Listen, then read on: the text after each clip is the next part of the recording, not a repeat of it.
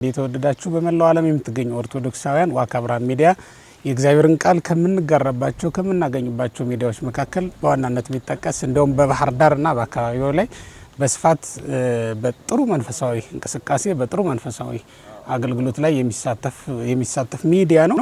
ዋካ ብርሃን ሚዲያን ሁላችሁም እንድታጋሩት እንድትወዳጁት በዚሁ ማሳሰብ ፈልጋለሁ። ዋካ ብርሃን ሚዲያን በምትወዳጁበት ጊዜ እግዚአብሔርን ቃል ትማራላችሁ፣ በአገልግሎቱን ትደግፋላችሁ። በአገልግሎቱ ደግሞ እሱ ጉባኤ ቤቶችን፣ ገዳማትን፣ አድባራትን ያስተዋውቃል፣ ይደግፋል። ዋካ ብርሃን ሚዲያ ማለት ነው። እንግዲህ ዋካ ብርሃን ሚዲያን መወዳጀት፣ ማጋራት፣ መጋራት ይህን ሁሉ አገልግሎት መደገፍ መሆኑን በዚሁ ማሳሰብ ፈልጋለሁ። አመሰግናለሁ። አማራ ወደ ትግሬ ካልሄደ፣ ትግሬ ወደ ኦሮሞ ካልሄደ፣ ኦሮሞ ወደ አማራ፣ አማራ ወደዚያ ወደ ሌላ ወደ ፈለገው ሄዶ መቀደስም ማስቀደስም መገልገል ማገልገል ካልቻለ ያ ቤተ ክርስቲያን የእግዚአብሔር ነው የብሔር ነው? እስኪ እኔ የማይገባኝ ይሄ ነው። እኛ ከነሱ ጋር ግንኙነት የለንም በፍጹም ይላል። ከወንድሙ ጋር ህብረት ሳይኖረው ከእግዚአብሔር ጋር እንዴት ህብረት ይኖረዋል ሰው? በውጭ ሀገር ይሄ አማራ፣ ይሄ የትግሬ፣ ይሄ የኦሮሞ፣ ይሄ የእንትን የሚባል ቤተክርስቲያን አለ።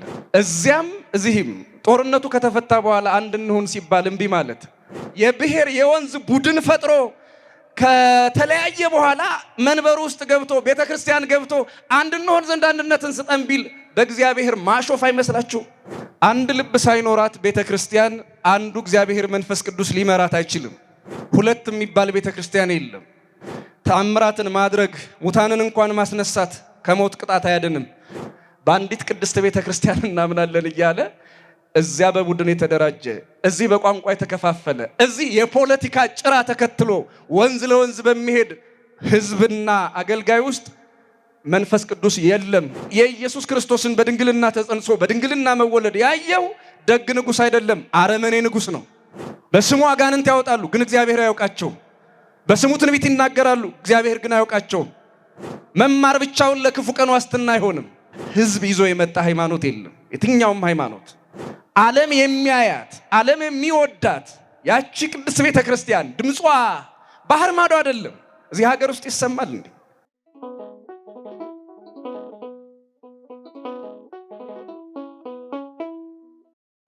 በስመ አብ ወወልድ ወመንፈስ ቅዱስ አሐዱ አምላክ አሜን። ቅድም መምህር ሲያስተምሩ ነገረ መንፈስ ቅዱስን ነበርና በጠዋቱ የቤተ ክርስቲያኑ አገልግሎትም የተነበበው ይሄው ተስፋ ስለሆነ ቤተ ክርስቲያናችንም የመንፈስ ቅዱስን ትምህርት በሰፊው ከምትሰጥበት ጊዜ አንዱ ይህ ወቅት ስለሆነ እኔም ከዚያ በተለየ ርዕስ ማስተማሩን አልፈለኩም። ሐሳብ ላይ ቤተ ክርስቲያኒቱ የምትዘምረው የምታስተምረው የምትናገረው ይሄ ነውና ጥቂት እንደተባለው ሰዓታችንን ለመጠቀም እንደ እግዚአብሔር ቅዱስ ፈቃድ እንማማራለን። የምንማማርበት የትምህርታችን ሐሳብ ደግሞ አንድ ልብ የሚል ይሆናል። የሚሰማችሁ ቃሉን አብራችሁ ትልሉኛላችሁ። አንድ ልብ። እስኪ ምን አልኳችሁ? ይሄ የሐዋርያት ሥራ ምዕራፍ 2 ቁጥር 1 ጀምሮ ያለ ቃል ነው። እንዲህ ብሎ ይጀምራል። በዓለ ሐምሳ የተባለውም ቀን በደረሰ ጊዜ ሁሉም በአንድ ልብ አብረው ሳሉ ድንገት እንደሚነጥቅ አውሎ ነፋስ ከሰማይ ድምፅ መጣ፣ የነበሩበትንም ቤት ሞላው ነው የሚለው። ስለ ነገረ መንፈስ ቅዱስ እና በሐዋርያት ላይ ስለወረደው ስላደረባቸው ስለማደሩ ከመነሳቱ ስለዚያም ከመማራችን በፊት ምስጢሩን እንዲሁም ደግሞ በአባቶቻችን ላይ የሰራውን ስራ ቅድምም ሌላም ጊዜ እርግጠኛ ነኝ ተምራችሁታል። ይህንንም ተምራችሁታል። ያልተማራችሁት ትምህርት ሊመጣ አይችልም።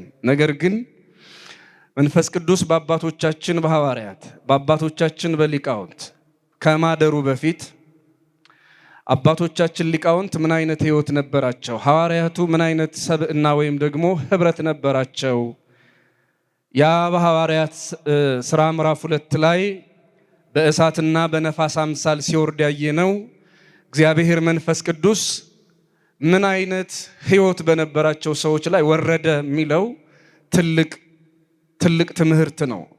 ቅዱስ ሉቃስ የሐዋርያትን ታሪክ ሲጽፍልን የመንፈስ ቅዱስን መውረድ ብቻ አልነበረም የነገረን፣ ወይም አይደለም እሱን ብቻ አይደለም የጻፈልን። ይልቁንም መንፈስ ቅዱስ በሐዋርያት ላይ ሲወርድ ሐዋርያት ምን አይነት ህብረት ነበራቸው፣ ምን አይነት አገልግሎት ነበራቸው፣ ምን አይነት ሕይወት ነበራቸው የሚለውን አስቀድሞ ስለ መንፈስ ቅዱስ ቤትነት የተዘጋጁትን መዘጋጀት፣ የመንፈስ ቅዱስ ማደሪያ የመንፈስ ቅዱስ ቤት ለመሆን የተዘጋጁትን ዝግጅት ይናገራል። ስለዚህ በዓለ ሃምሳ የተባለውም ቀን በደረሰ ጊዜ ሁሉም በአንድ ልብ አብረው ሳሉ ብሎ ነው የሚጀምረው። አንድ ልብ ሳይኖራቸው መንፈስ ቅዱስ ወደ እነሱ ሊመጣ አይችልም። አንድ ልብ ሳይኖራቸው ከሰማይ የወረደው መንፈስ ቅዱስ በእነሱ አድሮ ስራ ሊሰራባቸው አይችልም። ስለዚህ ሁሉም በአንድ ልብ መሆን ነበረባቸው። እነዚህ አንድ ልብ ያላቸው ሰዎች ቁጥራቸው ስንት ነው ብለን ደግሞ ብንጠይቅ 120 ናቸው። በትርጓሜ የተቀመጠው በታሪክ የተጻፈው 12 ሐዋርያት አሉ። እንደገናም ደግሞ 72 አርድእት፣ 36 ሴቶች፣ እነዚህ በጠቅላላ 120 ናቸው። 120 ሰዎች አንድ ልብ ነበራቸው። 120 ሰዎች አንድ ልብ ነበራቸው። ለ120 ሰዎች አንድ ልብ ሲኖራቸው እግዚአብሔር መንፈስ ቅዱስ ጸሎታቸውን ሰማ፣ አንድነታቸው መካከል ተገለጠ። 120 ሰዎች 120 ልብ የላቸው። 12ቱ ሐዋርያት 12 ልብ የላቸው። 36 ሴቶች 36 ልብ የላቸው። 72ቱ አርድእት 72 ልብ የላቸው። ሁሉም በአንድ ልብ አብረው ሳሉ ይላል። ይሄ ማለት መቼም ይሄ ብርንዶ አንድ ሆኗል ማለት አይደለም። ደም የሚረጨው ነገር አካሉ ተፈንቅሎ እንደው አንድ ልብ ሆኗል ማለት እንዳልሆነ ግልጽ ነው። አንድ ልብ ማለት አንድ ሐሳብ ማለት ነው። የተለያየ አመለካከት እዚህ ምድር ላይ ሊኖራቸው ይችላል። ለእግዚአብሔር በመታዘዝና ቤተክርስቲያንን በማገልገል ግን ሁሉም አንድ ልብ ነበራቸው። አንድ ልብ ስላላቸው እግዚአብሔር መንፈስ ቅዱስ በእሳትና በነፋስ አምሳል መጣ፣ ተገለጠ። ምናልባት በፍጥነት እየተናገርኩ ወደ እሳትና ወደ ነፋስ ከገባው እንደ ሁኔታው ሊቀጥል ይችላል። ከዚያ ውጭ ግን እግዚአብሔር መንፈስ ቅዱስ በእሳትና በነፋስ አምሳል ለሐዋርያት የወረደበትን ታሪክ ከማየታችን በፊት እግዚአብሔር መንፈስ ቅዱስ ለሐዋርያት የወረደው አንድ ልብ ስላላቸው ነው። አንድ ልብ። ቅዱስ ሉቃስ ያለ ምክንያት አይደለም ይሄንን የጻፈው። ሁሉም በአንድ ልብ አብረው ሳሉ ብሎ የነገረን ያለ ምክንያት አይደለም። የዛሬዋ ቤተክርስቲያንም መንፈስ ቅዱስ እንዲመራት፣ የዛሬው ሕይወታችንም በመንፈስ ቅዱስ እንዲመራ የግድ አንድ ልብ ያስፈልገዋል። አንድ ልብ ሳይኖራት ቤተክርስቲያን አንዱ እግዚአብሔር መንፈስ ቅዱስ ሊመራት አይችልም። ቤተክርስቲያን የምላችሁ ሕንፃውን አስተዳደሩን ብቻ እንዳይመስላችሁ። በክርስቶስ ክርስቲያን የሆኑ ሰዎች በሙሉ በ40 ቀን በ80 ቀን ተጠምቀው ማተብ ያሰሩ በክርስቶስ ሥጋና ደም የከበሩ ክርስቲያኖች እነሱ ሁሉ ቤተክርስቲያን ይባላሉ። ቤተክርስቲያን የምንለው እሱን ሁሉ ነው። ሕንፃውን ብቻ አይደለም ቤተክርስቲያን የምንለው ማለት ነው። ያ ከሕንፃው ባሻገር ያለው የኛ ቤተክርስቲያንነት የመንፈስ ቅዱስ ማደሪያ መሆን የሚችለው አንድ ልብ ሲኖረን ነው። ቅዱስ ሉቃስ ሊነግረን የፈለገውም ይህንኑ ነጥብ ነው። የመንፈስ ቅዱስን መውረድ ብቻ አይደለም የተናገረው። መንፈስ ቅዱስ በእሳትና በነፋስ አምሳል መጣ ብቻ ብሎ አልተወውም። የመንፈስ ቅዱስ መምጣት ምክንያት የሆነውን አንድ ልብ ነግሮናል። ሁሉም በአንድ ልብ አብረው ሳሉ። እስኪ እንዲያውም አብራችሁ ቃሉን በሉት። ምናልባት ከሰማችሁት ይልቅ ራሳችሁ ባንደበታችሁ ስትሉትም ቃሉ በውስጥ የመግባት እድል አለው። ሁሉም በአንድ ልብ በሉ እስኪ። አብረው ሳሉ ድንገት እንደሚነጥቅ አውሎ ነፋስ ከሰማይ ድምፅ መጣ።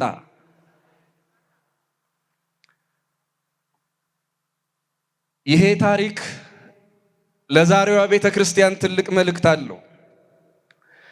የዛሬዋ ቤተ ክርስቲያን አባቶቻችን የኒቅያ ሊቃውንትና የቁስጥንጥንያ ሊቃውንት በተለያየ ዘመን በአንድ መንፈስ ቅዱስ በተለያየ ቦታ በአንድ መንፈስ ቅዱስ ምስጢር ተገልጦላቸው ጸሎተ ሃይማኖት የሚል የሃይማኖታችን መገለጫ የሆነ ወይም መግለጫ የሆነ ጸሎት ትምህርት ጽፈውልናል። የዘወትር ጸሎት ላይ ምናልባት ስትጸልዩ ታገኙታላችሁ፣ ታውቁታላችሁ። በዚያ የሁለት ጉባኤ የተለያዩ ሊቃውንት የአንድ ስብስብ በተለያየ ዘመን በተለያየ ቦታ በተለያዩ ሊቃውንት ተሰፍቶ የተገጠመው እንደ አንድ ጸሎት የምንጸልየው ይሄ ጸሎተ ሃይማኖት የምንለው የቤተ ክርስቲያኒቱ ጸሎት እንዲህ ይላል። ወነአምን በአሐቲ ቅድስት ቤተ ክርስቲያን እንተ ላዕለ ኩሉ ጉባኤ ዘሐዋርያት ሐዋርያት በሰበሰቧት ከሁሉ በላይ በምትሆን በአንዲት ቅድስት ቤተ ክርስቲያን እናምናለን። ሐዋርያት በሰበሰቧት ከሁሉ በላይ በምትሆን በአንዲት ቅድስት ቤተ ክርስቲያን እናምናለን። በስንቷ ቤተ ክርስቲያን አለ? አንዲት ቤተ ክርስቲያን። አንድ ልብ ላላቸው ክርስቲያኖች አንዲት ቤተ ክርስቲያን ናት ያለችው። ሁለት የሚባል ቤተ ክርስቲያን የለም። እንዲያውም ምናልባት በቴዎሎጂ ትምህርት ቤት ኦሪየንታል እየተባለ የሚገለጥ አነጋገር አለ። ያው አሃት ይሏቸዋል። ምናልባት ያን ያህል ችግር ላይኖርበት ይችላል። በአብነት ትምህርት ቤት ያሉ ሊቃውንት ደግሞ አሃት ሳይሆን አሃቲ ቢባል ያምራል ይላሉ። ምክንያቱም እኒያ ሊቃውንት ወነአምን በአሃት ሳይሆን ወነአምን በአሃቲ ቅድስት ቤተ ክርስቲያን በአንዲት ቅድስት ቤተ ክርስቲያን እናምናለን ያሉ። አንዲት ቅድስት ቤተ ክርስቲያን ሲባል እዚህ ኢትዮጵያ ውስጥ ያሉ ወይ ባህር ዳር ከተማ ውስጥ ባሉ ወይ አፍሪካ ውስጥ ባሉ አይደለም። እንደ ኢትዮጵያ ኦርቶዶክስ ተዋሕዶ ቤተ ክርስቲያን መሰሎቹ አሉ። ለምሳሌ እንደ ግብፅ፣ እንደ አርሜኒያ፣ እንደ ህንድ ያሉ ኤርትራን ጨምሮ 6 አሉ። እነዚህ በአንድ የጌታችን የኢየሱስ ክርስቶስ ትምህርት የሚያምኑ ናቸው። ሐዋርያትን ሊቃውንትን የተቀበሉ ናቸው። ከሐዋርያት ሰንሰለት ያልወጡ ናቸው። እነዚህ አንዲት ቅድስት ቤተ ክርስቲያን ነው የሚባሉ። ሁለት አይደሉም፣ አንድ ናቸው። ቀኖናችን ሊለያይ ይችላል፣ ስርዓታችን ሊለያይ ይችላል። ስርዓት እንደ ሀገሩ ባህል እንደ መልክዓ ምድሩ ስለሚለያይ ማለት ነው። እንደ ሰው አኗኗር ስለሚለያይ ማለት ነው። ሃይማኖት ግን መሰረታዊ የመዳን ትምህርት ግን ሁሉም ቦታ ላይ ተመሳሳይና አንድ ወጥ ነው። ስለዚህ አንዲት ቅድስት ቤተ ክርስቲያን ነው የሚባለው። አንድ ልብ በሌለበት ግን በአንዲት ቅድስት ቤተ ክርስቲያን እናምናለን ማለት ከባድ ነው። ክርስቲያኖች እግዚአብሔር መንፈስ ቅዱስ ለሐዋርያት የወረደው አንድ ልብ ስላላቸው ነው። አባቶቻችን ሊቃውንት በአንዲት ቅድስት ቤተ ክርስቲያን እናምናለን ያሉ አንድ ልብ ሆነው መናፍቃንንና ከሃዲያንን አውግዘው በመለየት በአንዱ የክርስቶስ ግንድነት ቅርንጫፍ ሆነው ስለበቀሉ ነው። የዛሬዋን ቤተ ክርስቲያን ደግሞ እንድናስብ የሚያደርገን ይሄው መልእክት ነው ቅዱስ ሉቃስ የጻፈልን። ሐዋርያት በአንድ ዝግ ቤት ውስጥ ነበሩ። 120 ናቸው። ልባቸው ግን አንድ ነበረ። 120 ሰዎች አንድ ልብ አላቸው። አንድ ልብ ይዘው ሲጸልዩ፣ አንድ ልብ ይዘው እንደ ተስፋው ቃል እግዚአብሔር አምላካቸው በኢየሩሳሌም ከተማ ቆዩ ከላይ ኃይልን እስክልክላችሁ ድረስ ባለው ቃል መሰረት ደጅ ሲጸኑ አንድ ልብ ይዘው ነውና እግዚአብሔር የተናገረውን አላስቀረም። መንፈስ ቅዱስ በእነሱ ላይ በእሳትና በነፋስ አምሳል መጣ። የተሳካ የወንጌል አገልግሎት ሰሩ።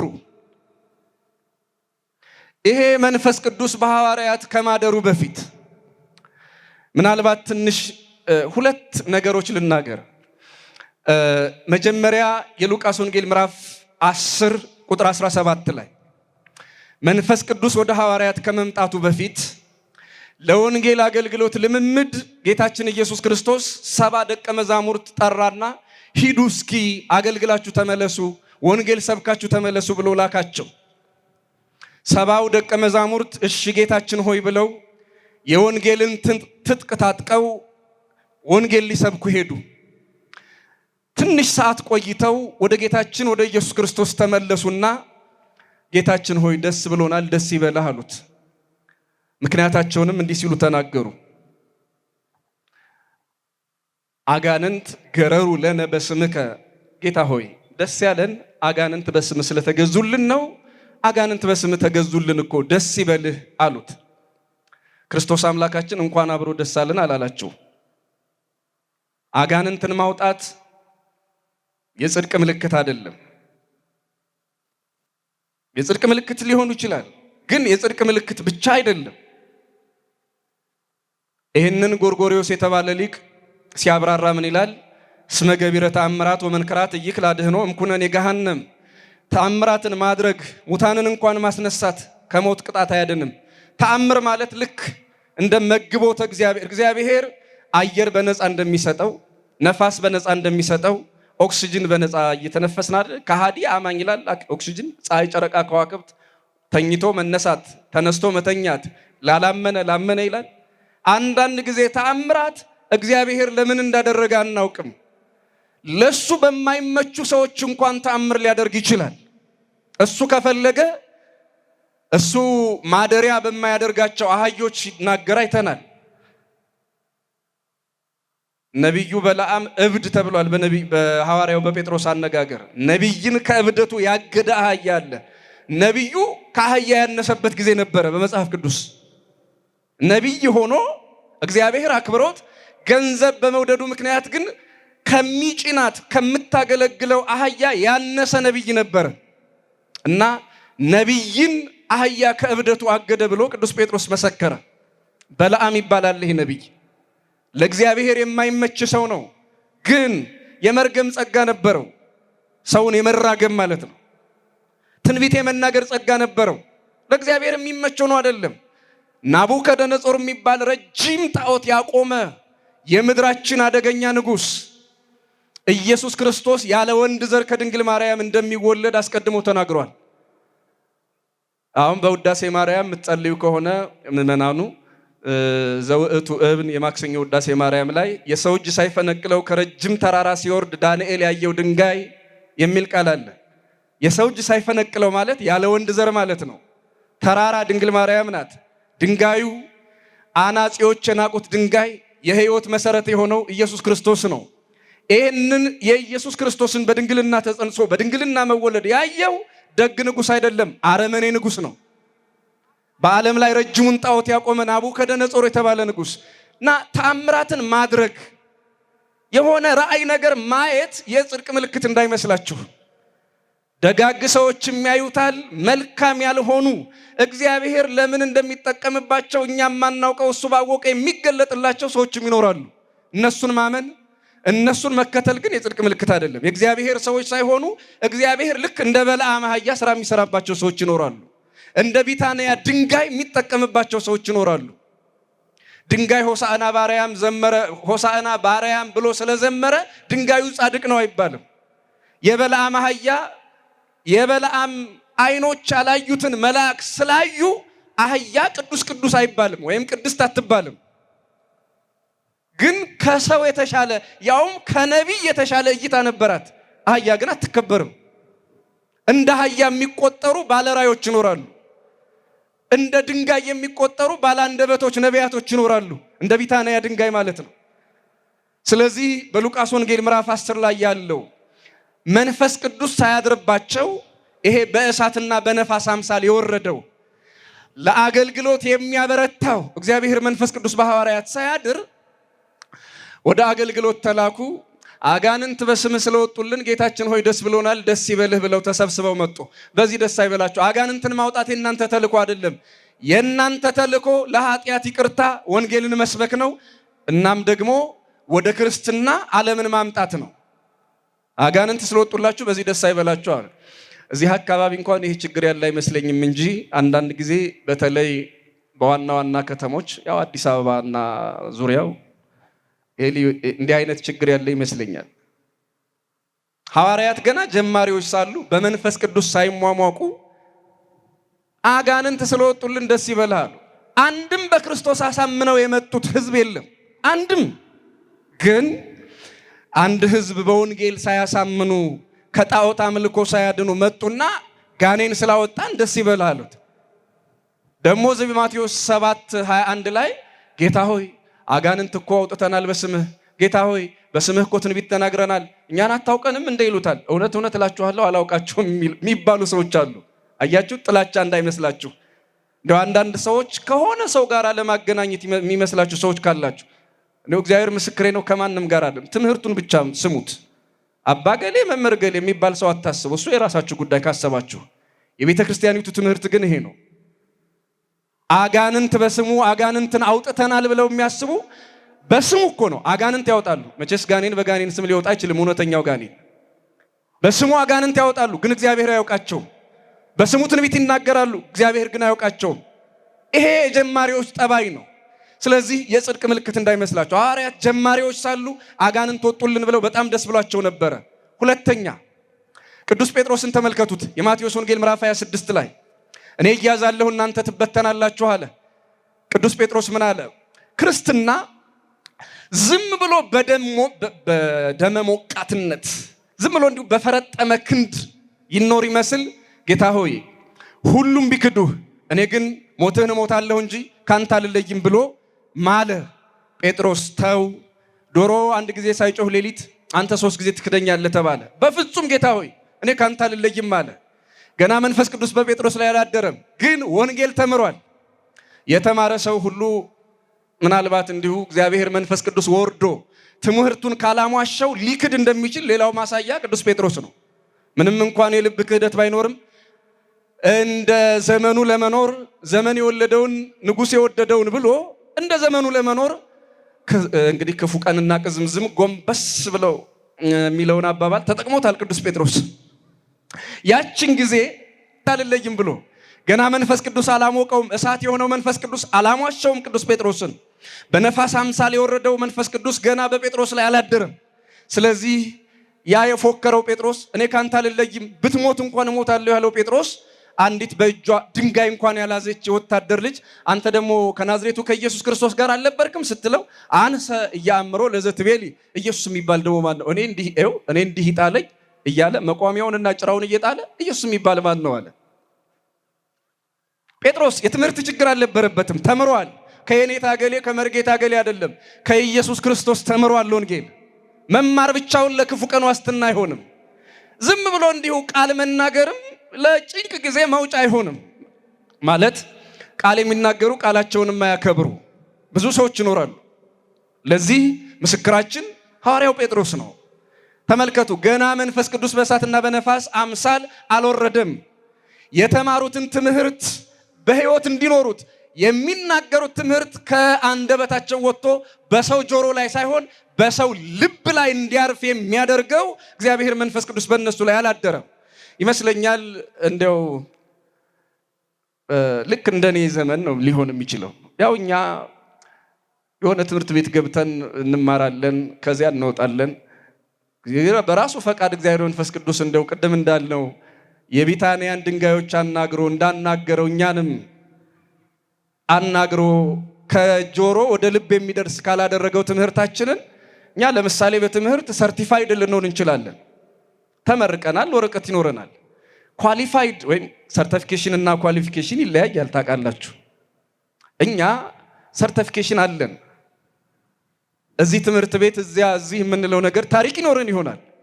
ኳሊፋይድ መሆን ደግሞ ሌላ ነው፣ ከሰማይ የሚመጣ ጸጋ ነው። ብዙ እናንተን የሚያስገርም ነገር ልንናገር እንችል ይሆናል። ምናልባት እሱም ደግሞ ሌላ ነው። ምናልባት እናንተ ጆሮ ትከፍቱ ይሆናል። ጆሮውን የከፈተ ልቡን ይከፍታሉ፣ ሌላ ጥያቄ ነው። የጨረቃ አቧራ እስኪነሳ እልል ብንል ብንዘምር ብናጨበጭብ ትምህርቱ ጋር ብንስቅ ገባን ብንል ልብ ይሰራል ወይ? ጆሮ ጋር የደረሰው ወደ ልብ ይደርሳል ወይ የሚለው ደግሞ ሌላ ጥያቄ ነው። ሐዋርያት ከሰማይ የወረደው እሳት ሳያሟሻቸው ነፋሱ በእነሱ ላይ ሳያደር እፍ ሳይል ያኔ የተናገሩት መኖር የማይችሉ በትምህርታቸው ሰውን ከመለወጥ ይልቅ አጋንንት ወጡልን እያሉ የሚደሰቱ ሰዎች ነበሩ። በኋላ ግን ያ እሳት በእነሱ ላይ ሲያደር እነሱን ሲያሟሻቸው በተማሩት ትምህርት ላይ መንፈስ ቅዱስ አንደበት ሲሆናቸው ጴጥሮስን ተመልከቱት። መንፈስ ቅዱስ በእነሱ ላይ ከወረደ በኋላ ሄደ ጴጥሮስ። ድሮ የራሱን የተወለደበትን ቋንቋ እንኳን በደንብ አከናውኖ መናገር የማይችለው ቅዱስ ጴጥሮስ ድሮ ከሚያውቀው ቋንቋ ጋር 71 ቋንቋ ተገለጠ። በድምሩ 72 ማለት ነው። በ72 ቋንቋ ሲናገር ለበዓል የተሰበሰበው ሕዝብ በሙሉ የራሱን ቋንቋ ሲሰማ ምን ተንግበር ጴጥሮስ ሆይ አስተምረህናል፣ ልባችን ተነክቷል፣ ምን እናድርግ አለ። እንዲህ አይነት ታሪክ ጴጥሮስ ገጥሞት አያውቅም። 3000 ሕዝብ በአንድ ጊዜ ልብ መስበር ቻለ። የ3000 ሕዝብ በጣም ትንሽ ደቂቃ ነው ያስተማረው ቅዱስ ጴጥሮስ። በመንፈስ ቅዱስ ተሟሙቆ ከሰማይ በወረደ እሳት ተሟሽቶ ወንጌልን መስበክ ሲጀምር፣ ወንጌልን ማስተማር ሲጀምር ሰው በጆሮ አይደለም የሰማው፣ በልባቸው አደመጡት። ምን እናድርግ አሉት። እሱም እንዲህ አለ፣ ነስሑ ወተጠመቁ፣ እነሆ በጌታችን በኢየሱስ ክርስቶስ ስም ንስሐ ግቡ፣ ተጠመቁ፣ ኃጢአታችሁ ይሰረይላችኋል አላቸው። 3000 ሰው በትንሽ ደቂቃ ትምህርት ለወጠ ክርስቲያኖች። እግዚአብሔር መንፈስ ቅዱስ በሁላችን ላይ ቢያድር የቤተ ክርስቲያን አገልግሎት ይሄ ነው። ሰው ንስሐ እንዲገባ፣ ምናልባትም በክህደት ያሉ ክህደታቸውን ጥለው ወደ እውነተኛው እምነት እንዲመጡ፣ ወደ እውነተኛው ጌታ እንዲመጡ፣ ከዚያም ንስሐ ገብተው ስጋውን ደሙን ተቀብለው እንዲኖሩ ማድረግ ነው። ምናልባት አሁን ባለን ታሪክ ግን እኔ እንጃ እንዳልሳሳት እንጂ ምናልባት የሚገቡ ሰዎችን አልፎ አልፎ እናያለን። በብዛት ግን ታውቃላችሁ በኢትዮጵያ ታሪክ ህዝብ ይዞ የመጣ ሃይማኖት የለም። የትኛውም ሃይማኖት በተለያየ ጊዜ ወደ ሀገራችን ወደ ኢትዮጵያ መጣ። ህዝቡን ያገኘው ቁርአን ይዘው የመጡት ህዝቡን ያገኙት ከመካ መዲና ከአረብ ምድር አይደለም፣ ይታወቃል። ካቶሊክ ከአውሮፓ አይደለም፣ ፕሮቴስታንት ከአውሮፓ ከአሜሪካ አይደለም ህዝብ ያመጡት። እነሱ መጽሐፍ ቅዱስ ይዘው አልፎ አልፎም ስንዴና ዘይት ይዘው ሊመጡ ይችላሉ። ሌሎችም ቁርአናቸውን ይዘው መጡ። ከየት ነው ህዝብ ያገኙት? ከኢትዮጵያ ኦርቶዶክስ ቤተክርስቲያን ጉያ ህዝብ ይዘው አልመጡ። ሐሳብ ይዘው መጡ። አንዳንዶቹ እርዳታ ይዘው መጡ። ምናልባት ይህንን መናገር ጥላቻ እንዳይመስላችሁ፣ እውነቱ ይሄ ስለሆነ ነው። ህዝብ ይዘው የመጣ ሃይማኖት ካለ ይምጣ። ይሄ የእኛን ድካም እንጂ የእነሱን ነገር አይደለም የሚናገረው። ደግሞ እየተናገርኩ ያለሁት የእኛን ድካም ነው። ሁሉም ከዚህ ቤተክርስቲያን ጉያ የወጣ ነው። ቀድማ ወንጌል የሰበከች በምድረ አፍሪካ የተለየ ብቸኛ ታሪክ አላት የኢትዮጵያ ኦርቶዶክስ ተዋሕዶ ቤተክርስቲያን ናት። ታውቃላችሁ። ምናልባት ይህንን የበለጠ በሚያውቁ ሰዎች ፊት አንዳንድ ጊዜ መናገር ያው ጥሩ ላይሆን ይችላል። ሆኖም ግን ያው እንደ ልጅ ልናገር። ያው ብፁዕ አባታችን የበለጠ ባለ ጉዳይ ስለሆኑ ማለት ነው። ኢየሩሳሌም ግብጾች ቆራርሰው ከወሰዱት ሀብታችን ጋራ ሌሎችም ከወሰዱት ታሪካችን ጋራ ባልሳሳት ወደ 7-8 አካባቢ ገዳማትና አብያተ ክርስቲያናት በኢየሩሳሌም አለን። ኢትዮ እስራኤል የሆነ ቤተክርስቲያን ገዳም አለ። በዚያ ስፍራ ይሄ ገዳምና ይሄ ቤተክርስቲያን የተሰራው የኢትዮጵያ መንግስት እዚያ ቆንስላ ሳይኖረው ነው። አምባሳደር የሚባል ባለስልጣንና ኤምባሲ የሚባል ቢሮ ሳይኖረው ነው። የኢትዮጵያ ቤተክርስቲያን ባህር ተሻግራ ውቅያኖስ አቋርጣ የኔ የምትለው መጠሪያዋ ምናልባትም ኢትዮጵያ ሲባል የኢትዮጵያን መልክ ዴር ሱልጣንን አይቶ ደብረ ገነትን አይቶ ማንም ሰው ሊናገረው የሚችል የኢትዮጵያን ታሪክ ማወቅ የሚፈልግ መቼም ከጋዜጣ፣ ከቴሌቪዥን፣ ከሬዲዮ በላይ ከፖለቲከኞች ልሳን በላይ የኢትዮጵያን ገናናነት ሊናገር የሚችል ማንም ያለ አይመስለኝም። ከዚያ ገዳም ከነዚህ አብያተ ክርስቲያናት ውጭ የነሱን ያህል ሊናገር የሚችል የለም። የትኛውም የአፍሪካ ምድር ያው ግብጽ የአረብ ሊግነት ስለሚቀርባት ብዬ ነው። የትኛውም የአፍሪካ ምድር እዚያ እስራኤል ገዳም ላይ የኔ የሚለው ቦታ ርስት መታሰቢያ የለውም። የኢትዮጵያ ኦርቶዶክስ ተዋሕዶ ቤተክርስቲያን ብቻ ናት የኔ የምትለው መታሰቢያ ያላት፣ ርስት ያላት፣ ጉልት ያላት፣ ሀብት ያላት የኢትዮጵያ ኦርቶዶክስ ቤተክርስቲያን ናት። አስቡት ይህን ዘመን በኋለኛው ዘመን ነው። ዛሬ ግማሽ ሚሊዮን ሆነን ባህር መሻገር አይደለም አገር ውስጥ አንድ ልብ አተናል። እዚህ ሰፈር ለሰፈር አንድ ልብ አተናል። ያኔ ጉዞ በአውሮፕላን በመኪና ባልነበረበት ጊዜ አባቶቻችን ምናልባት አንዳንዶቹ በእግር ተጉዘው ሌሎቹ ለአዞ ለሻርክና ለወንበዴ ህይወታቸውን ገብረው ባህር ተሻግራ ወንጌልን የሰበከች ቤተክርስቲያን ነበረች። ዛሬ ላይ ባለው ታሪካችን ቁጭት ይፈጥራል። ክርስቲያኖች በጣም ከባድ ቁጭት ይፈጥራል። ለምን ያላችሁ እንደሆነ እንዳልኳችሁ ግማሽ ሚሊዮን ነን። ያው እዚህ አባቶቻችን ያውቁታል፣ አገልጋዮች ያውቁታል። በአዲስ አበባ ደግሞ ብዙ አገልጋይ ነው ያለ በአንድ ደብር ውስጥ። ፍትሐ ነገሥት ግን ይከለክላል። የሚገርማችሁ አትብዙ። ያው ራሴም ወንጀለኛ ነኝ ማለት ተቀናሽ ሊሆን ይችላል እንደ ህጉ ከሆነ ዝም ብሎ እንዲሁ ሰራተኛ ተገኘ ተብለው ዝም ብሎ እያግበሰበሱ መቅጠር አይቻልም። እኔ አይደለሁም ነው፣ ቃል አዋዲም አይደለም። የቤተ ክርስቲያን የአባቶቻችን የኒቄያ ጉባኤ የሰሩት ነው። በጣም ብዙ አገልጋይ አለ። አገልጋዩ ብዙ ነው። አገልግሎቱስ ምንድነው ብላችሁ የለካችሁት እንደሆነ ግን እሱን እግዚአብሔር ይወቀው። እናንተም ታውቁታላችሁ። እግዚአብሔር ብቻ አይደለም ያውቀው። ትክክል ነን። ባህር ማዶ አይደለም። እዚህ ዝም ብሎ የሰፈር ወንዝ አልፎ እኮ ወንጌል መስበክ አልተቻለም። አባቶቻችን በማይመች ጊዜ በማይመች ዘመን ትራንስፖርቱ፣ መንገዱ፣ ሁኔታው እንዳሁኑ ቀልጣፋና ምቹ ባልሆነበት ዘመን የኢትዮጵያ ኦርቶዶክስ ተዋሕዶ ቤተክርስቲያን ወንጌልን ለሌላው እንኳን የምታሰማበት አንደበት ነበራት። አሁን ዓለም የሚያያት ዓለም የሚወዳት ያቺ ቅድስት ቤተክርስቲያን ድምጿ ባህር ማዶ አይደለም፣ እዚህ ሀገር ውስጥ ይሰማል። እንዴ ምንድነው ችግሩስ ያላችሁ እንደሆነ አንድ ልብ ጠፍቷል። እኔ በጣም የሚገርመኝ አንድ ልብ ስል ያለ ምክንያት አይደለም። ምናልባት በየአጋጣሚዎቹ ሳነሳው ሚዲያ ላይ ከሰማችሁ እንጃ አንዲት ቃል ለመናገር ቤተክርስቲያን በተለይ በውጩ ሀገር ይሄ የአማራ፣ ይሄ የትግሬ፣ ይሄ የኦሮሞ፣ ይሄ የእንትን የሚባል ቤተክርስቲያን አለ። ክርስቲያኖች እስኪ ፍረዱ። አሁን የሆነ አካባቢ ተወልዶ እዚያ ቤተክርስቲያን ሊሄድ ቢል በግልጽ ቋንቋ ለመናገር አማራ ወደ ትግሬ ካልሄደ፣ ትግሬ ወደ ኦሮሞ ካልሄደ፣ ኦሮሞ ወደ አማራ፣ አማራ ወደዚያ ወደ ሌላ ወደ ፈለገው ሄዶ መቀደስም ማስቀደስም መገልገል ማገልገል ካልቻለ ያ ቤተክርስቲያን የእግዚአብሔር ነው የብሔር ነው? እስኪ እኔ የማይገባኝ ይሄ ነው። ብሔር ነው እግዚአብሔር እዛ ውስጥ ያለው?